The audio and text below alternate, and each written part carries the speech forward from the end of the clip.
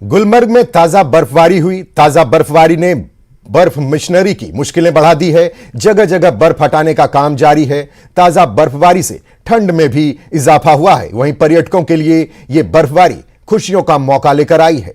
ताजा बर्फबारी से सैलानी खुश नजर आ रहे हैं।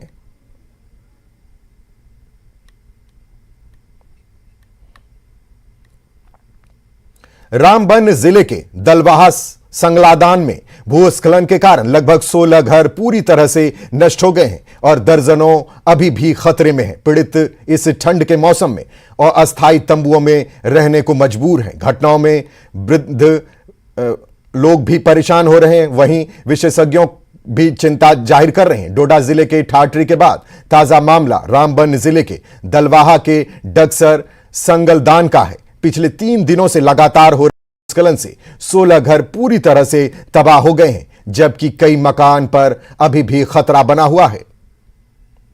पास ही आई, हमको पता चला मकान हलने लगा तो हम भागे बाहर, जो जितने भी मकान स्लाइड में चले गया। कुछ सामान हमने निकाला और कुछ थले आ गए।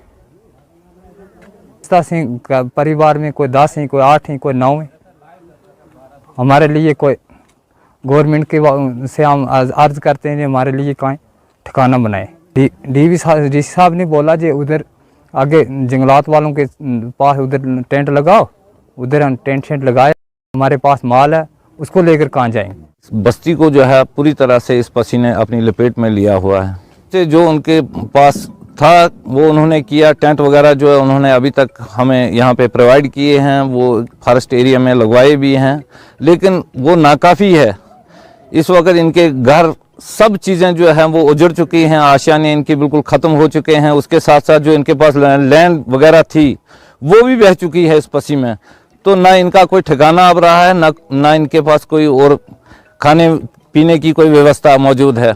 तो इस सूरत में मैं लोकल लेवल पे भी पूरी जम्मू कश्मीर की गुजारिश करूँगा कि वो लोकल लेवल पे भी इन लोगों की मदद करें। तो बहुत नुकसान हो गया। यहाँ के जो गुजर बस्ती हमारी थी ये सारी बेघर हो चुकी है।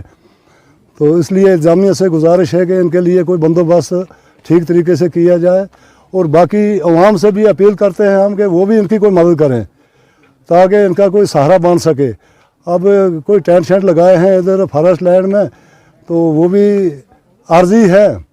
ऊपर से मौसम की भी खराबी है। अगर मौसम ख़राब हो गया तो फिर इनका रहना बहुत मुश्किल है, और इनको खाने पीने का भी कोई इंतजाम अभी नहीं है। जो रिलीफ केसेस हैं लिए मैंने डायरेक्शंस दी हैं कि आप इमीडिएटली जो है वो रिलीफ केसेस जो है वो प्रोसेस करें, ताकि एटलीस्ट 1 रूम बेस्ड जो प्रीफैब स्ट्रक्चर्स हैं वो बनाएं, ताकि हम इन्हें टेंट से उनमें शिफ्ट करें टिल परमानेंट रिहेबिलिटेशन का जो हमको जियोलॉजिकल जो टीम है ईदर फ्रॉम IIT जम्मू और from geological and mining department आएगी। इन द मीन टाइम मैंने रेलवेज वालों को भी लिखा है, because they have also the requisite expertise.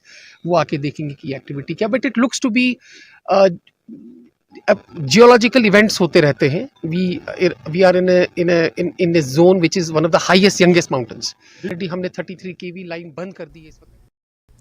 कश्मीरियत इंसानियत और ईमानदारी की मिसाल का एक बार फिर